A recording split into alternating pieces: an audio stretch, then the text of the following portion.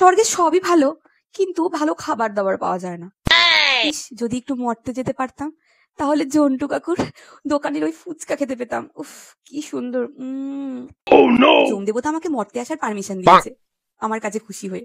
এটা যদি ললিতা শোনে, ওকে ফোন করে বলি, একেবারে চুলে পুরে শেষ। একটা ফোন করি। এখন আবার কে কল করলো? হ্যালো, দেখবি আমি কোথায় আছি? কোথায় আছিস? তোর পিছনে কিরকম দেখে মনে হচ্ছে তুই মরতে গেছিস। হ্যাঁ রে, চোমরাজের কাছ থেকে পারমিশন নিয়ে মরতে এসেছি ফুচকা খেতে। এই দেখ, আমি জন্টু কাকুর দোকানের সামনে। আর দেখবি, এই দেখ কি দারুণ ফুচকাটা। তার আগে তো খেয়ে নি, তারপর কথা বলছি। চুনিটা নরকে থেকে ঠিক চলে গেল ফুচকা খেতে, আর আমি স্বর্গে থেকে ফুচকা খেতে যেতে পারলাম না। শোন, আমাকে না ইন্দ্রদেব নৃত্য পরিবেশন করার জন্য ডাক দিচ্ছি।